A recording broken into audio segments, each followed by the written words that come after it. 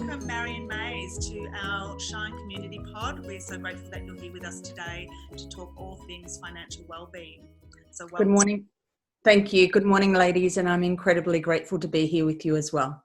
Thank you so much. Yeah, it's amazing. So, Marion, we have quite a few people interested to hear from you in terms of how they can move forward in their financial literacy well-being. I know that you are a great advocate for educating women, particularly on finance.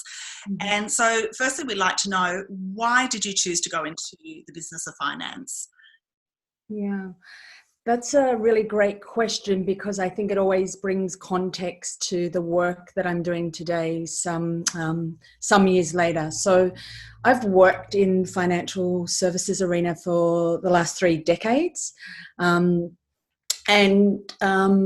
Despite there being a strong presence of financial experts across the financial services industry, what I observed was that pre the Royal Commission that we had into the financial services sector, that something wasn't right, that women were still struggling financially and retiring with insufficient funds to have a basic quality of life.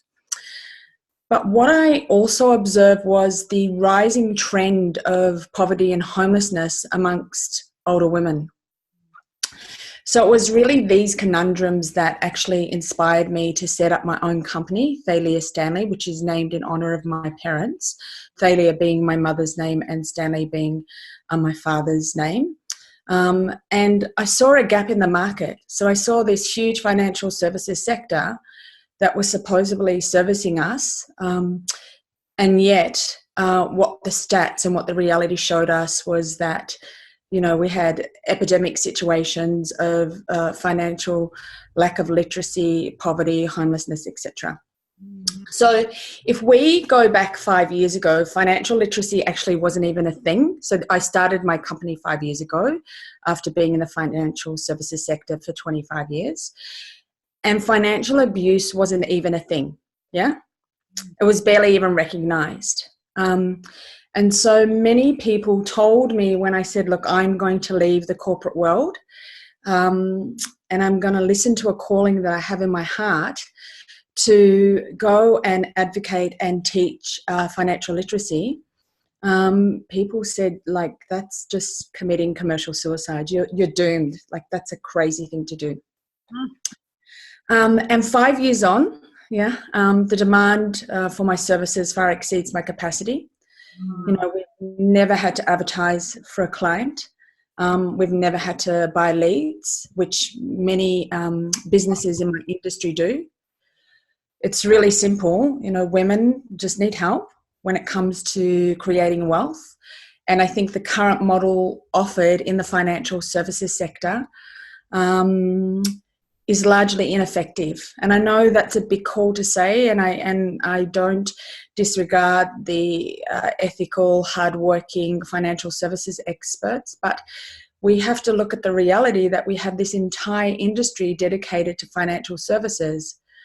But the reality is we have these stats that say there's a missing link here, because why aren't all women economically empowered? So for me personally, I sincerely believe this with all of my being. I believe that financial literacy is a preventative tool to poverty, to homelessness, and to financial abuse. Amazing. We're so pleased that you took that journey. Thank you. Yeah, me too. Wonderful. The leap into the abyss, Yes. And didn't listen to the naysayers, because you inherently knew your way forward and you believed in something that was probably greater than you in a sense. I believe that's the case, and I didn't have a business plan, and I didn't have data and research to validate what I was saying, like hard data and research, and I didn't have a mapped out business plan, and I didn't have sales targets. It's almost like something disrupted my being, and I just had this deep calling to come and serve in the space of financial literacy 5 years ago. And after 25 years in the financial services sector, having done virtually every job there was to do in that sector, seeing the results, I was like, I feel really called to do this. So it was stepping into the abyss, and it wasn't an acknowledged job or industry back then. You know, now financial literacy has become a buzzword. We've legislated against financial abuse. This is 5 years ago, and certainly back then people were just like, what's your job again? Like, what do you mean? Like, you're going to have like a money school, or what, you're going to teach adults about money? Like, what is that job? Yeah. So here we are. Yeah. Yeah, and that term, financial literacy, isn't something that, I mean, you hear now, like you said in the past, that was a term that wasn't really coined or used in industry, and particularly directed to women specifically who are obviously at higher risk of financial insecurity and non-literate in that respect. Absolutely. So Marion, I'm curious, how is it different for men and women when it comes to financial well-being? Yeah, why are women more at risk of being financially insecure or experiencing hardship at some stage of their life? So firstly, we understand that the gender pay gap is real. It's not an urban myth. Yeah. And we also understand that women take up the role of carers and spend many, many years in non-paid work, raising families. And in turn, by default, they have less economic resource, such as savings, super, and investments. Yeah. Also, in short, if we just be realistic, if we took the budget of an atypical female and then we looked at her living cost, considering personal hygiene items, you know, grooming, medical cost, etc., just the baseline cost of living for an atypical woman as opposed to an atypical man, yeah, is different and is probably higher, if you like. Yeah. It's really spoken about too, actually. We hear a lot about the earning capacity, but the actual living expenses, that's actually something that's not really spoken about. Correct. Yeah. And there is, without question, and it's not something I love to say, but it's true, there's a subjective bias that exists within the service providers who help individuals build wealth. Financial planning, let's be really clear, is a sales-orientated and commission-based industry. They also have fee for service, but as a business model, a more lucrative client for them is a highly paid male individual who's not going to take breaks from the workforce and earning money, as already discussed above. My direct observation from the front line is that women lack confidence and have inherited basically a belief system that it's a man's job to provide. And those times, not all women like me saying this, but, you know, those times are gone. We live in a different economic climate. We live in a different social dynamic. And those traditional times of the man being provider and the woman being the stay-at-home carer are done. So I think for those specific reasons, it's very different for a woman financially, and this is why we have events exclusively for women. We also have events exclusively for men, but this is why the work is separated. And I'd say the work would be quite different, tailored as well for both women. Absolutely, because we function very differently, as you know. What do they say? Men are from Mars and women are from Venus. So, yeah, absolutely. And the delivery is very different as well. Yeah. So in some ways you've answered this question, but if you could go a little bit deeper in why is it important for women to plan and forecast for their financial future and well-being? Because there's a time when we're at home and being the caretakers of our children, and then we re-enter the workforce. But we've also got moving on into retirement as well, so setting ourselves up for longevity. Yes, so we've touched on the reality for women earlier with respect to earning capacity and time out of the workforce, and, you know, without sounding crass, reiterating that you know, a man is simply not a plan. We have divorce rates in this country at almost 50%, and the facts are women, contrary to public opinion, often come out worse in financial divorce settlements than men. Yes. And they have reduced earning capacity due to lack of relevant skills as a result of absence from training and employment, during those child-caring years. We also have an epidemic of financial abuse, poverty of women and homelessness, with women now being the fastest growing demographic of homelessness in this country. So if that's not motivation for any woman, I don't know what is. Is there an age specific for that too? At what age are women at highest risk of homelessness? Yes, there is, and there's a direct correlation to employability and the value that the society places on women as we age. Men who age are considered silver foxes, women who age are considered older women. The critical point is 50-ish, 55. So the statistics, the hard data tells us that women over 55 are the fastest growing demographic of homelessness in this country. Wow. So that's why it's important for women to plan and forecast their financial future and well-being. 100%. And you can actually, I can see that play out in my imagination of how easy it is for that situation to occur for someone who's experienced a crisis, a family breakdown, has had no financial autonomy over the family's finances. A husband could die and pass on, and then all of a sudden there's this woman left in debt, no financial autonomy, no security. I mean, you can kind of see how easily the shift can be turned. It's very on point, and we call that the 3 Ds. And the 3 Ds are the 3 triggers that lead to economic crisis for women, and they are disease. When we look at rates of 1 in 4 women getting some form of cancer or breast cancer, depression, and then death of a significant loved one. So we call that the 3 Ds. And if you think about the women in your life and your social network, all of us will be able to very quickly say, yep, she got breast cancer, or yep, her partner died, or yep, she went into a depressive state after having children. So very on point. Can you share with us the current financial statistic and climate for women who are in a financial crisis and require immediate support and guidance for change? Just giving us an overview so we can really connect with the severity of it.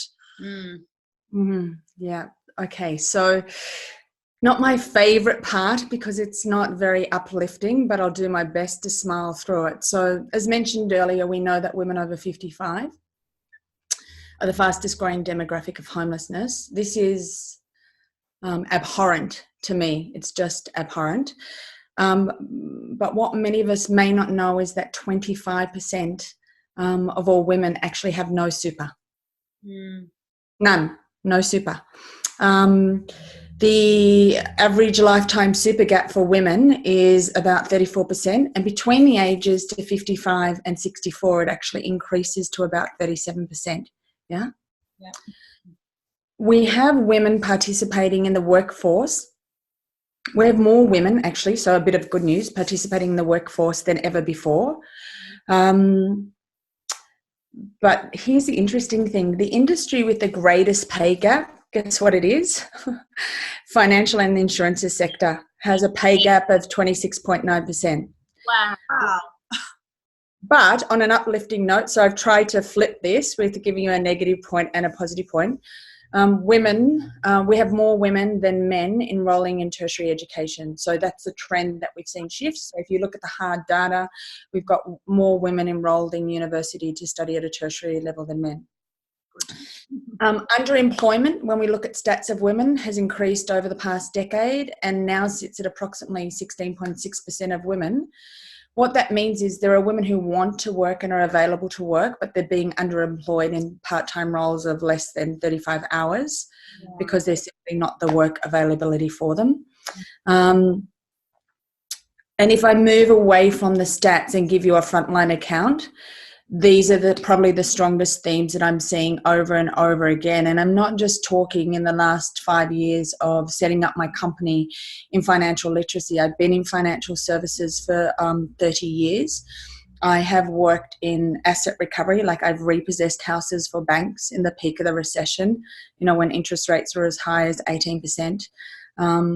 So these are the consistent themes that I'm seeing at the front line. A lack of financial literacy and adequate planning. I would say that's at epidemic proportions. Yeah. And this is not about a social demographic, ladies, so let's be really clear. I have smart, successful, savvy women walk into my boardroom to attend a financial literacy event, and they earn 6 figures and they don't have financial literacy. They make their $100,000 a year, they pay their $25,000 in tax, and they stay on that treadmill, and then 10 years pass and they're 30 and then they're 40. They have a high sense of self-assurance because they have a high income earning capacity. So they think, I'll be okay because I can always make $100,000. And then they go from 40 to 50, and then something happens. They're made redundant. They experience one of the 3 Ds. All of a sudden, they don't have the capacity to earn $100,000. They haven't planned from 30 to 50. They're in a statistical range that makes them highly unemployable. And now we start seeing the stats play out. Insufficient super and savings. So this is what I'm seeing at the front line firsthand when I sit down one-on-one with women over and over again. Women in middle age without home ownership, and also having substantial levels of personal debt. Yeah. This is a reoccurring constant theme. I meet women every day of the week who are in their mid-40s and don't own a property or a home in their own name, thus the stats of homelessness. Women without adequate insurances in place, including health, income, trauma insurance, TPD, total permanent disability. I am absolutely astonished. I can say to you that for every event I run, I ask the question, and we obviously capture the data, and it will always be more than 50 or 60% of women in the room that have no income protection insurance. And it baffles me. And then I ask them, do you insure your car? Yes, we do, of course. Do you insure your health? Yes, we do, of course. Do you insure the contents in your home, the material? Yes, we do. Why don't you insure your income when you need your actual income to pay for these things? And then, more than 85% of women who've ever attended any of my events, I would say it's higher, I'm being generous, have no wills, no power of attorneys in place, and absolutely no idea, if you put them on the spot, of what they're going to do later in life. And economic security by intimate partner relationship is not a plan. So women who come to my event and say, yes, but we've been happily married for 30 years and we're in love and tra-la-la-la, that's not economic security by default of an intimate partner relationship is not economic security, because we understand what often happens in those cases. So in terms of, there's some of the statistics, but I think even what's more powerful is, I'm at the coalface day in, day out. Like, this is my life, literally. My life is literally holding events, teaching women financial literacy, sitting with women one-on-one, listening to their stories. And when I move away from the stats, it strongly supports the statistical data, but at the front line, this is what I'm hearing over and over and over again. And it blows me away and it astonishes me, because some of these things can be dealt with immediately, and they should be mandated. It should be mandated that you need to have a will so you don't leave your loved ones in a trauma state having to deal with your affairs. It should be mandated that all women have income protection insurance. Yeah.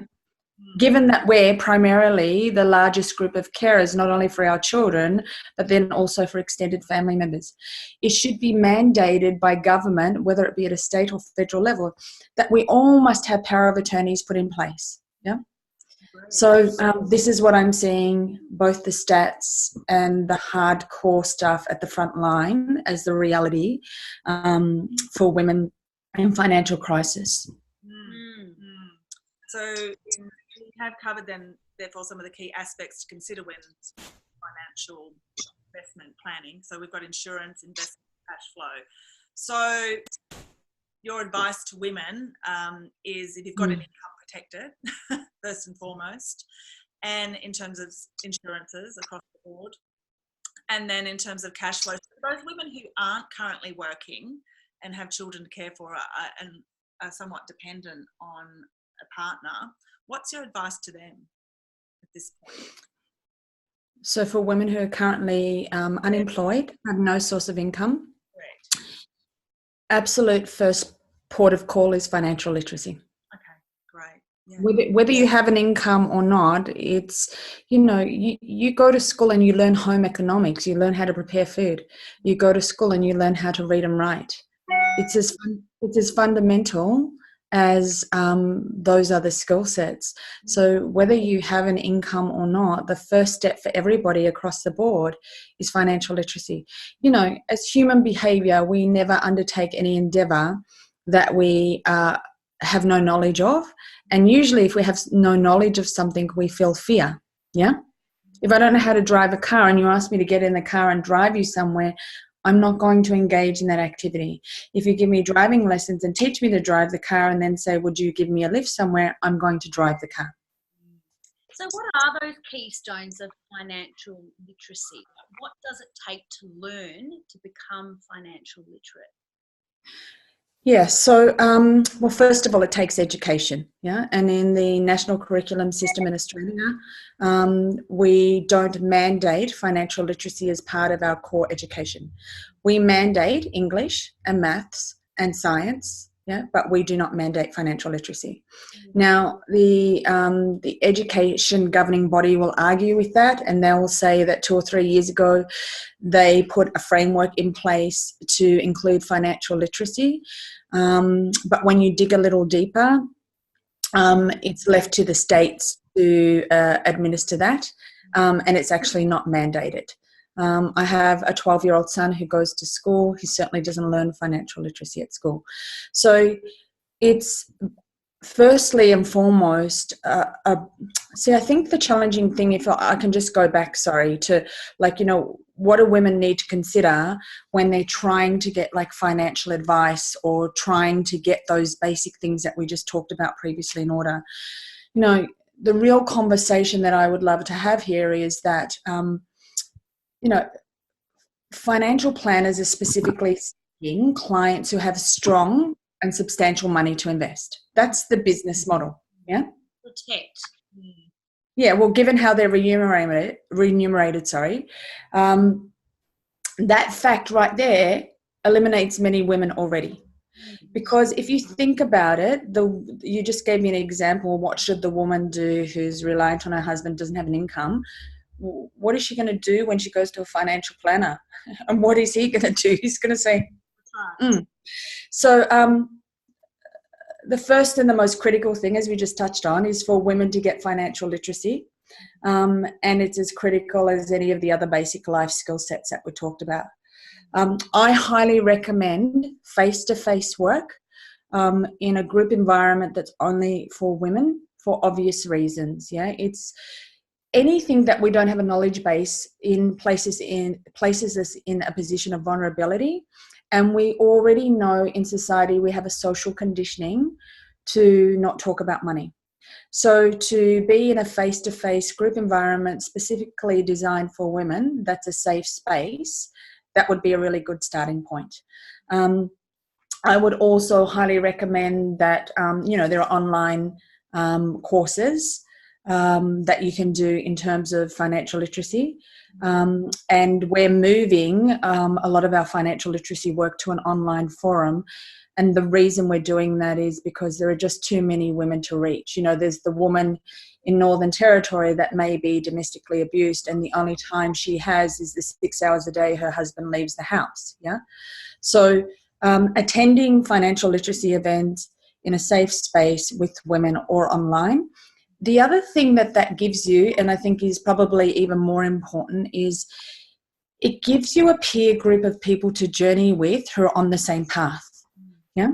If you're out there as a lone woman on your own trying to get financial literacy, trying to improve your money skill sets, and all of your girlfriends are into Afterpay and shopping, you're probably not going to be really successful. Yeah.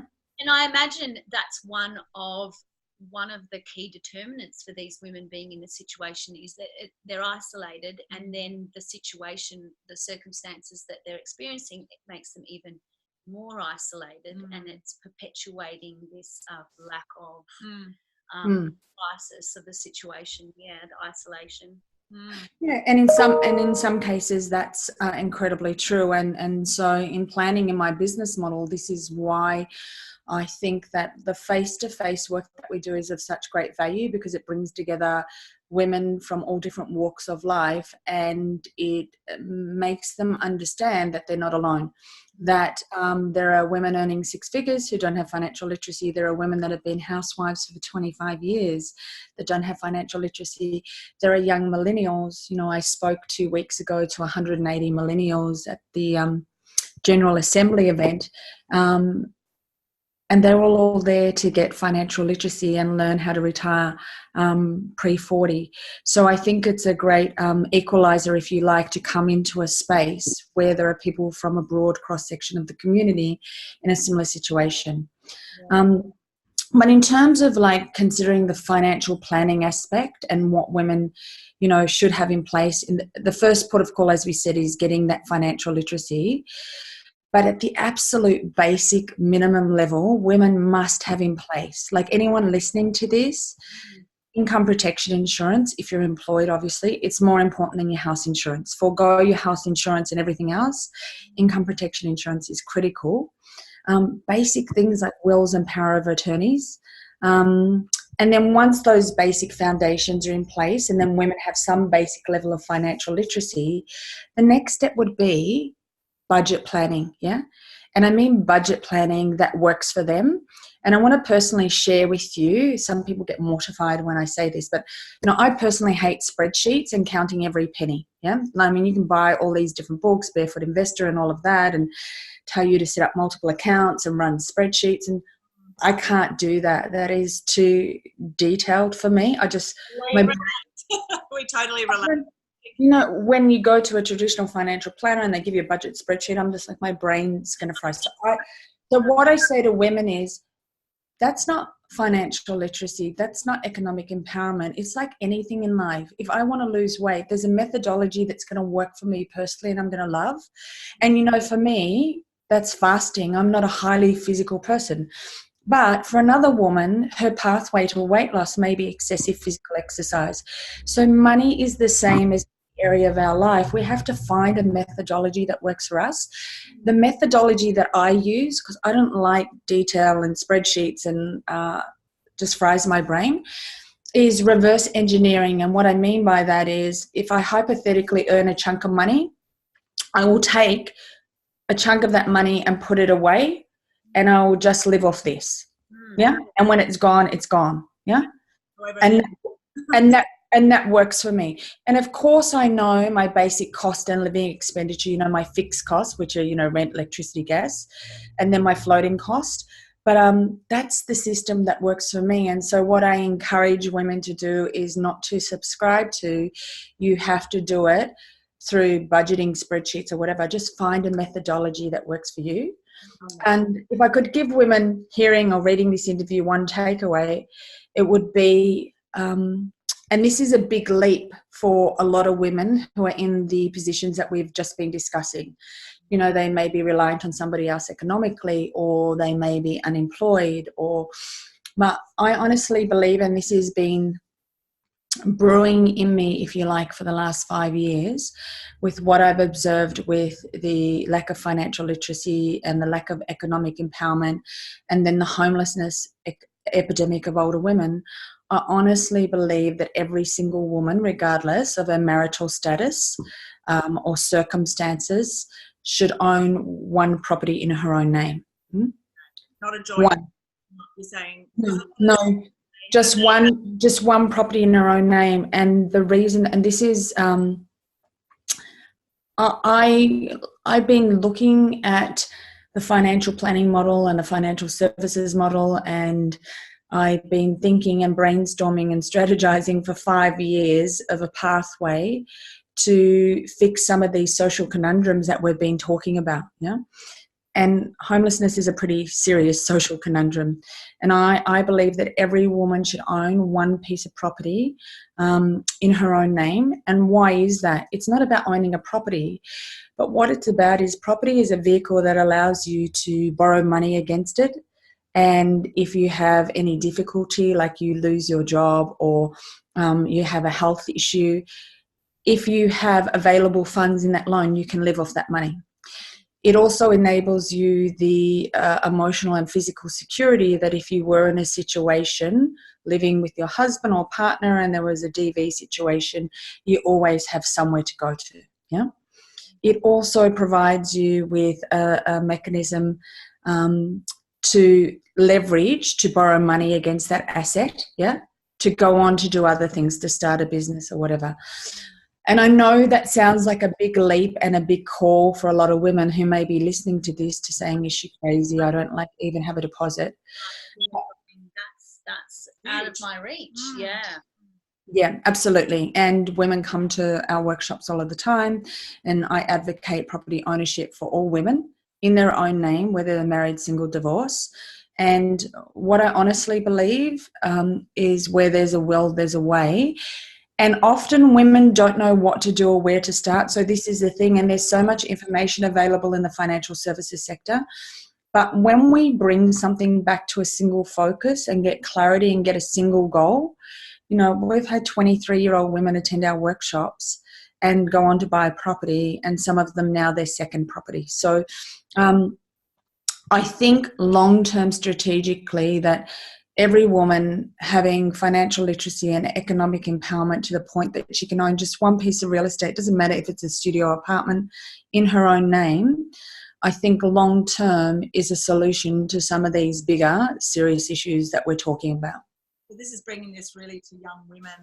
You know, even we're thinking we both have daughters, something that I would like to encourage my daughter, definitely. Mm-hmm. So, yeah, absolutely. And the other thing is that children, you know, there's a saying, we inherit our money mentality, either poverty or wealth, based on, because the only place we actually really learn about money is from our parents, given it's not in our formal education system.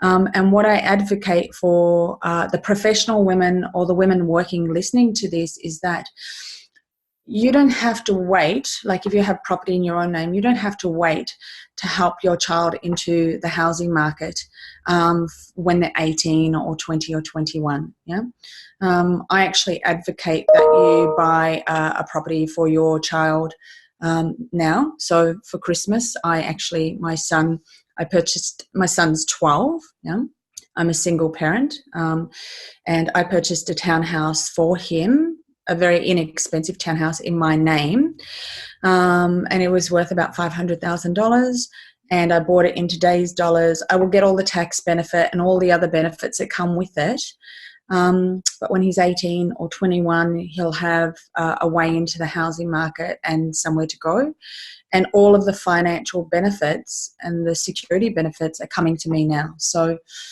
for those people listening who are employed, who do have children, you don't kind of have to wait until they're 18 or 21 to give them financial literacy and then say, go out and do this. What a wonderful gift to give to your child. Well, yeah, he was like, okay, all right. Well, what else? Am I getting a puppy dog? He wasn't that impressed, yeah? He will.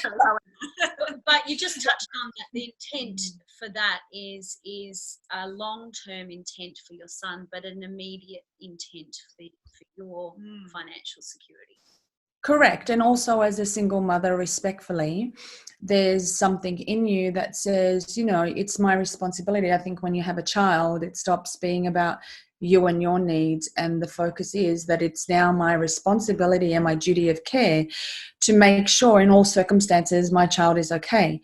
Touch wood, if something was to happen to me, that's right, I need to know that my son has somewhere to go in later years and that my son is okay. So there's also, you know, a practical thing. On the surface, it sounds like a very indulgent and glamorous thing to do, but the reality is I need the tax relief now. Yeah, I use the bank's money to do it, and it helps me sleep at night knowing if something happens to me, my son has somewhere to go. And, you know, with all your anecdotal experience and all the women that you're working with, you know the reality of one of those 3Ds can pop into your life at any given moment, at any given day. Everything's changed. The whole landscape of your life is evolved in an instant, or dissolved in an instant. And, you know, you've had that foresight of observation, I guess, and working with the women that you work with, that you just where you see it all the time. These women of all demographics get hit by a crisis of some sort, whether it be their own health, a family member's health, and it incapacitates their, you know, abilities to be secure. There's a current crisis happening right now, isn't there? There is. So I was just going to say, sorry, just on that point, because it's so valid for anyone listening, I invite you, all of you, yourselves included, to now, like, just even with a pen and paper, say, okay, hypothetically, whether you have income protection insurance or not, if for whatever reason, one of the 3Ds or some other situation, I couldn't work from today onwards, so I couldn't earn an income, how long could I financially sustain myself before I needed to sell assets? So 1 year passes, I still can't work. Can I still afford to pay my mortgage payments? And then how long before I would be, now keeping in mind many people don't even own a home, they're renting, so within a year they would be homeless, you know, if they suffered some kind of disease or illness, got depression. So I really invite everyone to kind of step into the thought process of, if I couldn't earn an income for tomorrow, how long from tomorrow before I would be in a position of dire straits? Wow. It's a really good question. Now, I did it on the weekend when I ran the workshop here. For some women, it was 12 months. For some women, they had backup savings. It was 2 years. Yeah. And for some women, we're still living paycheck to paycheck. So I really invite you to step into the reality of that, because I think that we are all guilty of, not just in money, but in any area of life that we don't want to look at, blocking out the reality and thinking that we are immune and that it only happens to other people.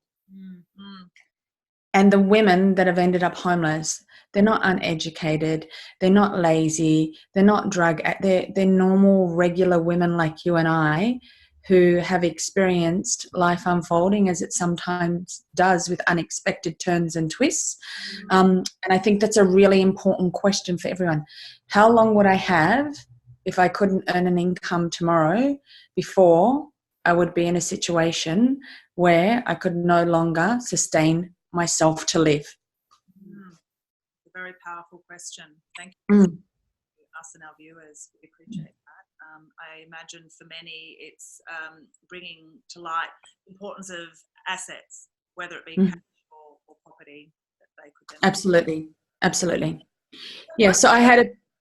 Sorry, go on. I was just going to say, I had a period in my life, just to share with some of the viewers personally, that when my son was born, I spent my pregnancy in hospital, and then my son was born, and then he got a tumor. And a long story short, but basically I couldn't work for 5 or 6 years of his life, the first 5 or 6 years. So people go, wow, how did you do that? And when my son was 7 months old, I made the conscious choice to become a single parent. So single parent, my son's got a tumor behind his eye. I can't work. I need to care for him 24/7 full time. How did I financially sustain myself? And it goes back to that earlier statement that I made. I had a property in my name, and I had a whole lot of redraw available to me. And I literally, for 5 years, needed to live off the bank's money. And then people said, but you're accumulating debt. And I went, yeah, but the property's going up in value, and I get to live in the same house, drive the same car, eat decent food, and make sure my son's got the best medical treatment. That's security. So you've you know, your journey to this point is that, and that's why you are so relatable, and so why your work is so potent, in that you've lived those experiences. I have. Come from is a really relatable experience for so many other women. Can relate to. Yeah. And it's actually quite I don't even know the word. There is nothing theoretical about my work. I went to an event put on by one of the best universities, and it was on financial literacy. And I sat in the audience and watched a panel of 4 academics speak to the audience about financial literacy.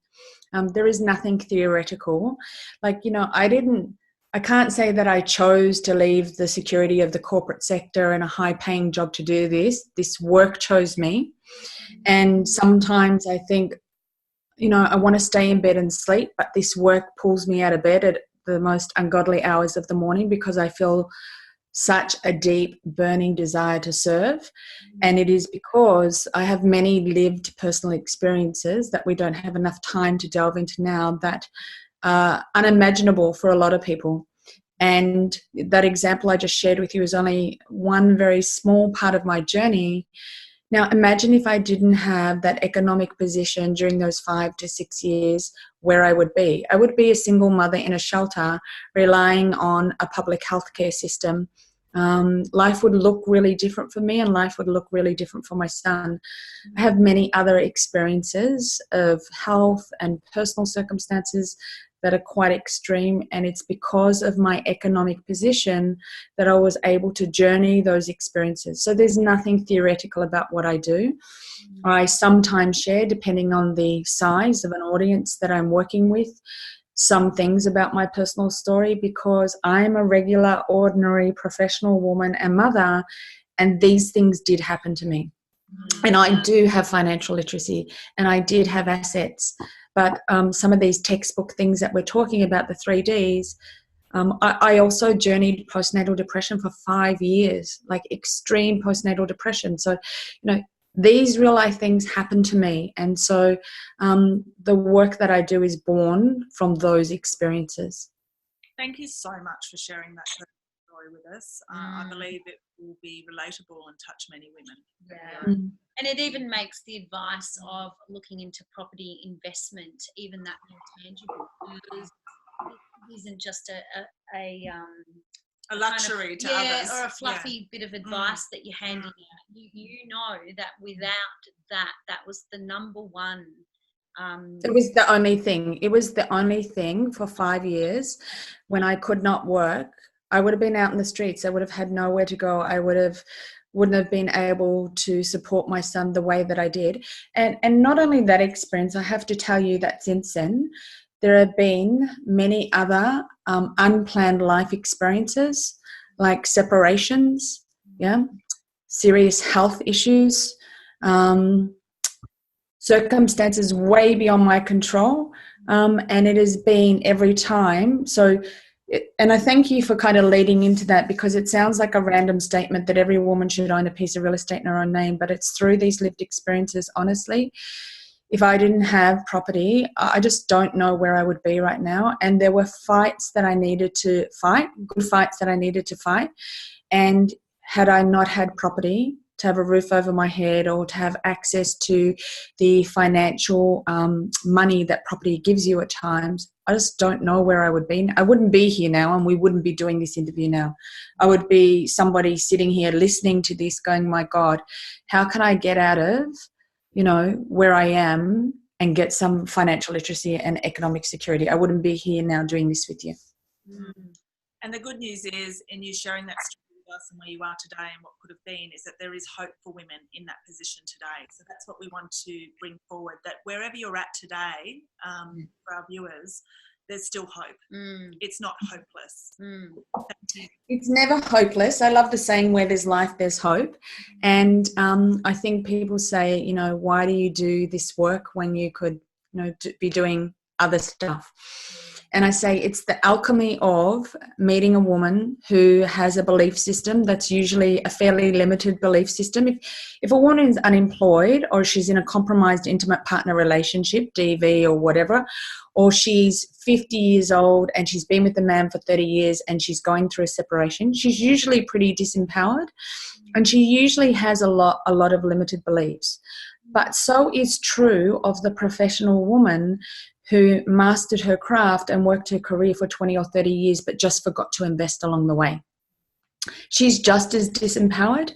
And And the alchemy of this work is so beautiful that you can sit with a woman at where she's at and look at her circumstances, and then play a role in helping her journey to change some of those limiting beliefs. Because what I want to say to all women out there is, I'm no different to you two ladies sitting here, or any woman in any situation, no matter what story she's invested in.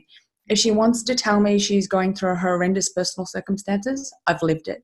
If she wants to tell me she has fear about her child's health, I've lived it. If she wants to tell me she can't work, I've lived all of these experiences. It's only a moment in time that we're having that experience. And what I want to say to all women is that economic empowerment and financial security has no discrimination. You do the work, if you get the financial literacy, if you work on the limiting beliefs, if you put the basic steps in place, it has no discrimination. It's like baking a cake. If I give you the recipe and then I give you the ingredients, it might take a little bit of practice, and the first cake might not be great, but you're going to get the same result. You're going to get a cake. And financial literacy, economic empowerment, housing security, these things are possible for all women. And it starts with just starting where you're at. Now, sometimes, I did an event just on the weekend. The range of women in the room were from women who were quite successful and had money but had kind of forgotten to invest, which is a critical thing, to women who were struggling to earn money, to women who had zero financial literacy. It's irrelevant, It's starting where you're at and then saying, what is the next step? Completing that step. Okay, now I have financial literacy, so I actually understand what someone's talking to me about when they say I should be doing this. Okay, now I can understand it. I can now take this step. I love that. So it has. I think women must hold on to that. Economic security, housing security, wealth, financial literacy has no discrimination.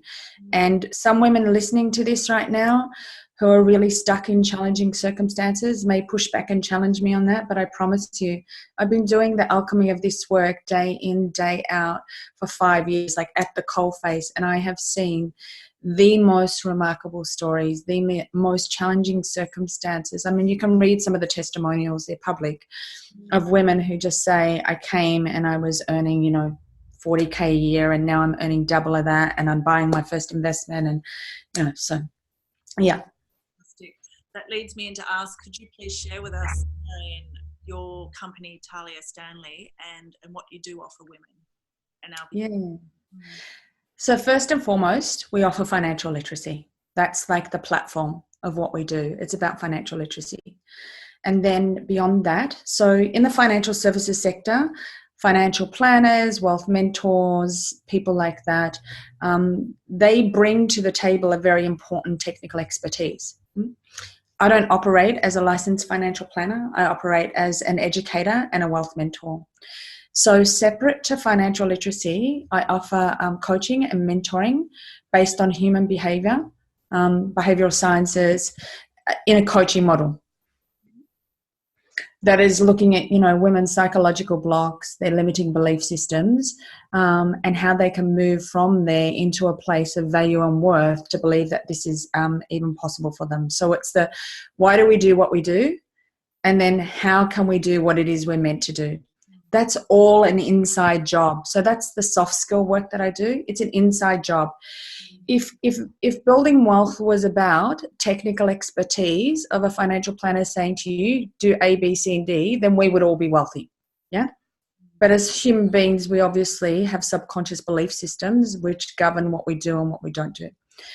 So we offer education in general financial literacy. We offer a full education program in property investment and how to do it correctly. We offer mentorship in helping women build wealth by being their advocate and project managing all of the licensed experts that they need in order to achieve financial security. So, for example, you need to use financial planners, you need to use solicitors, lending experts, insurance experts, and associates with property transactions, etc. For many women, that is just blows their mind. So we act in an advocacy role where you can come and be a client. We will give you the education, give you the coaching, put an outline of a plan together, and then project manage all of those experts and stand by you side by side. So I'm often sitting in meetings with clients with financial planners. Yeah. We offer live events. We do workshops in our boardrooms in Melbourne for women. We do, and they're intimate events, 20 to 25 women they're limited at. We also do large-scale events, so events with 100, 150, and that's more a forum to introduce people to the concept of wealth. We offer a full done-for-you service with respect to helping women build wealth through property. So for those professional women who go, oh my God, I've been working my job for 10 years and I forgot to buy assets along the way. Those people don't necessarily want to spend their life becoming a guru in learning how to invest in property. So we offer a full done-for-you service. And we run the live events in, as I said, in Melbourne, Sydney and Noosa. And we're about to take our financial literacy and coaching online so that women across Australia, everywhere, no matter what personal circumstances they're in, can access that work and still have access to me. So they're the service offerings that we have under our brand. Good. And these can all be found on your website? Yeah, they can, yeah. Fantastic. We will pop that in for everybody to have access to you, Marion. Thank you. And do we want to speak about what's happening currently in Australia today, right now, with the fire crisis? I imagine there are many people, women particularly also, as we're on the topic of women and finance, who are being hit hard as an impact to their home, their livelihood, their businesses, and so therefore they're having a tough time financially. Can you give us any feedback on their current situation, what's happening now, and how we can move forward? Yeah, and how those women in significant trauma and crisis of losing all of their resources and capacity to engage and access resources, for those people, where do they even begin? Where do they even begin to start climbing back? Obviously there's a lot of other issues in their lives that are going to be outside of kind of the finance game, but that in itself is, they've lost all their security, everything. So where's the starting point, and how do they access those resources? Yeah, it's a very poignant question right now. It's a very emotional question, so forgive me if I tear up. I think like everybody across Australia right now, whether we are directly impacted or not, we are all impacted. Even looking onto this situation is incredibly difficult from afar. So thankfully the major banks, the big four, have stepped up to the plate, and they have all put in place a number of things. So for those who own homes, who have lost those homes in the fires or have had to evacuate, they're offering, most of the banks, now each bank is different, but most of the banks are offering a moratorium or a stay on payments for a period of a minimum of 3 months. So you can just, with arrangement with the bank, not have to think about your mortgage payment for the next 3 months. The big four. So CBA's announced it, ANZ's announced it, and National Australia Bank's announced it. And I am sure the regional banks are also joining that movement. Thankfully, the banks have also initiated a crisis immediate relief program where the dollar value changes from bank to bank, but you can get immediate access to funds of like $2,000 or $3,000, and it's different depending on the banks. I think all lending institutions, if you have personal debts, if you have car loans, if you have credit card debts, at this time would be highly responsive to putting a stay on payments. And if they're not, I would say that's committing probably commercial suicide for them, because I think the public has a really low tolerance right now of anybody who's in a position to help that chooses not to. We're in a, Victoria is being declared a state of national emergency. Like, this has never happened before. This was pushed through government very quickly for us to be declared in a state of emergency. Thankfully, the federal government has also jumped on board and is providing the equivalent of, and this information is available directly either via your MyGov account or going on to the government website, the equivalent of New Start payments for those people affected by fires for a period of 12 to 13 weeks. And of course, all the major organisations, St. Vincent de Paul Society, for whom I'm an official ambassador, we have been working tirelessly around the clock to bring immediate relief items to victims affected by fires. All of the major charitable organisations, I think you can see also on social media is a great place to go, where people have actually set up pages where you can go and at least the full array of help that's available. Financially, the major things are the banks have put a moratorium on any debt payments and providing immediate crisis funds, and the government is providing New Start allowances, New Start allowance payments or the equivalent to. So they're the major things for immediate relief. And crisis shelters, as you probably know, have opened across the states. I mean, in Victoria, at last count, New South Wales, there's 4 fires or 5 fires. We have 16 fires burning alive right now. Crisis centres have opened across all of the states, and they are all free. Yeah, and there are endless pop-up food venues, clothing shelters, local community hubs that have opened across all of the states. Thank you for sharing, Marion. That's very important for people to know. It gives, again, an element of hope. And I think just for anyone, like if you're not particularly financially savvy and you have been affected by the fires, my first protocol, the steps that I would say is put in writing in an email to your banks, to your lenders, immediately document it in writing. I have been affected by the fires. Because you need to protect your credit rating as well. Like if you're not going to be paying things and there's not an arrangement in place with that particular lender, and then you don't pay your payment for 4 months and then your credit rating's ruined. So for anyone, the practical steps that I would be taking is make a list of all of the people that you have loans or facilities with. I would be writing one generic email and just changing the name and sending it to each of them and documenting it in writing, not just speaking to somebody on the phone. And I would say that I am affected by fire. I am requesting a moratorium on my payments for a minimum of 6 months. They'll come back and say 3. It's documented. It's in writing. And I think you will find, on a positive note, that all of the financial institutions across Australia right now will be highly responsive to those requests without question. And that just seems to me a very straightforward, simple, practical step to start with. Most people have a bank account and have a relationship with their bank, particularly those that have lost homes and are now displaced as a result of that. And so alleviating that burden that then again frees them up to take action in other ways must be significant in terms of alleviating stresses and decreasing the already heightened level of trauma and crisis.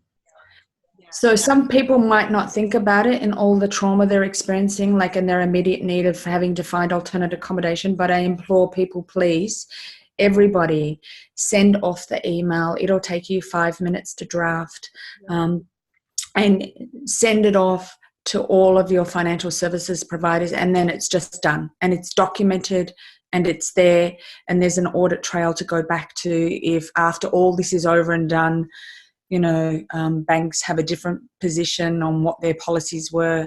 It's all there.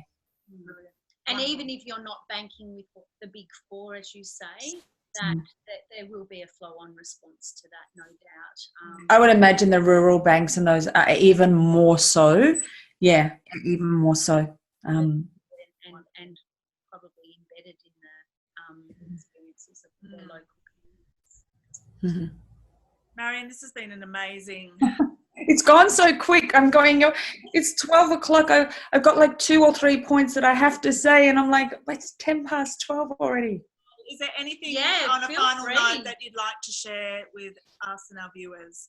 Yeah, I would. I'd love to really deliver this message and say that your story, we all have a story, we all have a personal story.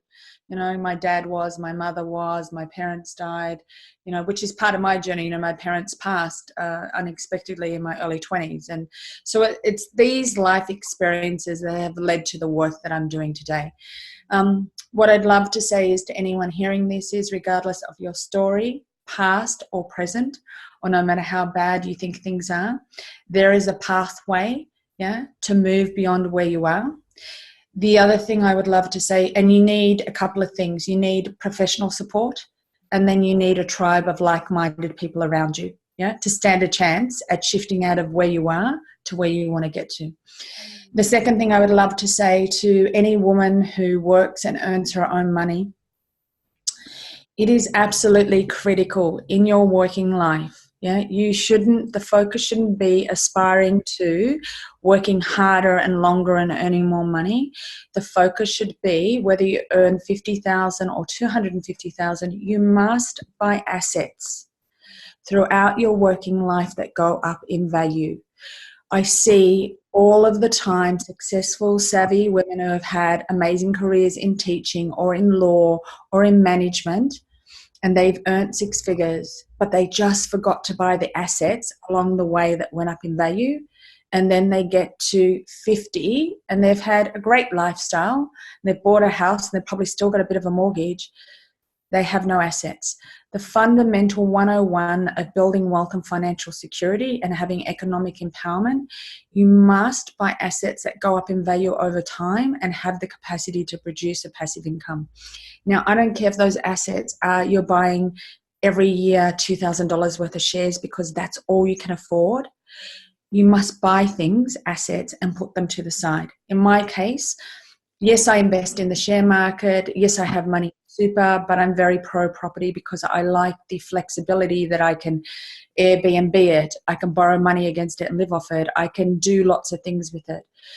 Whatever your preference is, shares, managed funds, EFTs, properties, please, ladies, switch your thinking from working hard, and earning more money to buying assets. Like if you and I play a game of Monopoly now and you make it your objective just to keep passing go and getting more money and not accumulating any property, you lose at the end.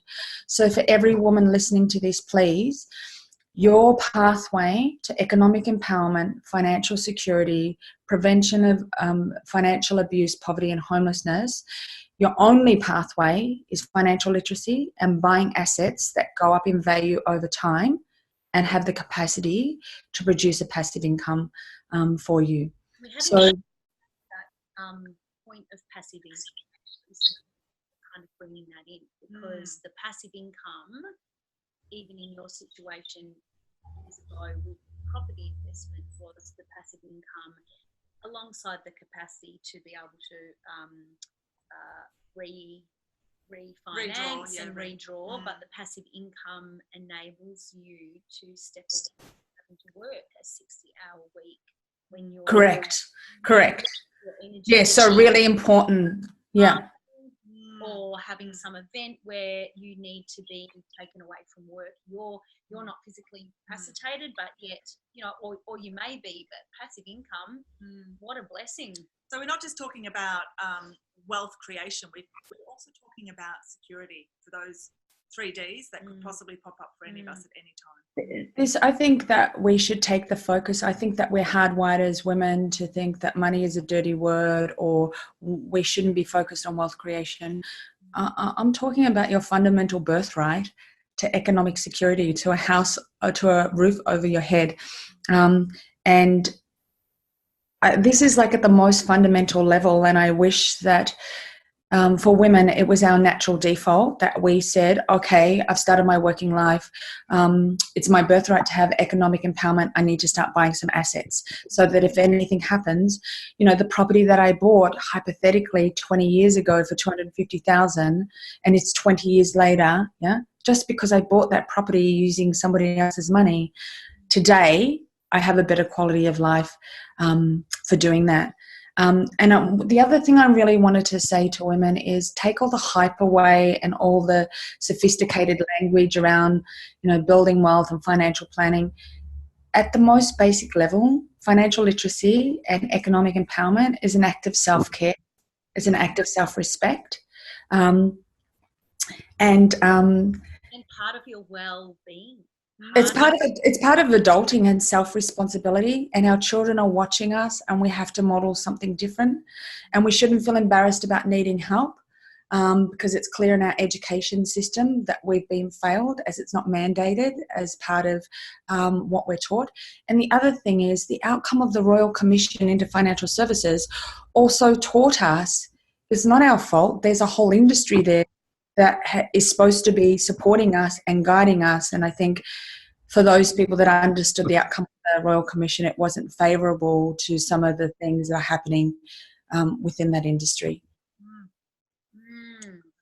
This has been an extraordinary conversation. In fact, I'm looking forward to attending one of your events. Yes. I would love to have you in the room. Just to flag those, outside of us putting them up and making them accessible to our community, do you have any immediate up and coming events that people can tap into? Yeah, so we're officially on holiday mode, and all of the events will go live before the 30th of January for the year, and they'll be posted on our website. So you can just go to our website or Eventbrite and click under events and look under our company name, and they will all be listed there. The other thing, could I just mention one more thing? I said earlier that if you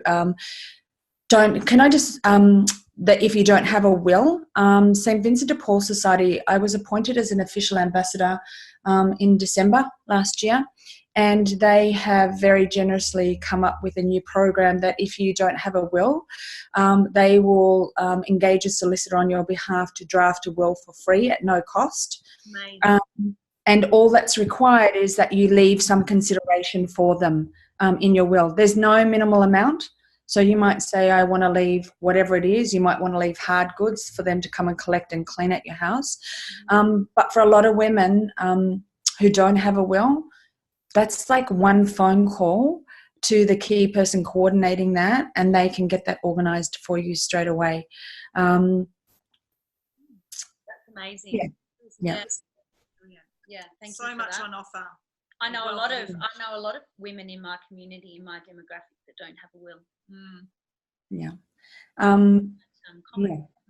It is. Yes. Thank you again, Marion, and we look forward to seeing you very soon at one of your workshops. And we thank you so much for educating us today on finance and well-being. Yeah, and just making this information so accessible and taking away the kind of corporate the hoo-ha. My mum always said if something sounds overly sophisticated and you can't understand it, it's probably not true. So I think that everything complicated can be explained in a way that we can understand information.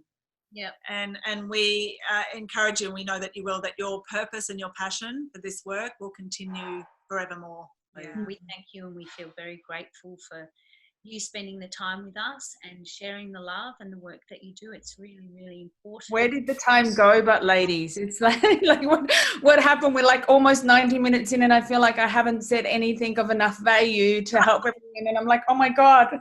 I know. It's a topic that we could talk about all day for the rest of our lives, and we need to. And we encourage all women to. And we encourage the conversation to continue. We want this conversation. We want to hear from anyone that, if there's points in this discussion that they've been able to, they want more of, continue the conversation, and let's continue to talk about money in this way and our financial literacy and rallying community and with each other, and shed light on the importance of this as part of our well-being holistically as women in the world that we live in 2020. Yes. 2020. Yeah. Thank you so Thank much. you. Thank you so much for welcoming me today and for letting me share. And I trust that the information that I have shared is of some value to both yourselves and to your audience and followers. Yeah. And the invitation is, as I stated, but also to know that it's a safe space. If you reach out and contact me, I have this huge range as a human being. I'm a deeply intuitive, empathic human being. I have this huge range to be able to meet you where you're at. And there is no story that you could tell me, no set of circumstances that you could share with me that you wouldn't feel in doing so, that you're in a safe space and that I can meet you there where you're at. There's nothing to be embarrassed. I've been at the lowest of lows in my life and beyond anything people could imagine, and I've been at the highest of highs. So I'm here ready to serve you and just meet you where you're at. Amazing. Amazing. Thank you so much. Thanks, ladies. Have a beautiful day. Thank you. Beautiful day, Marion. Bye, Marion. Thank you. Thank you.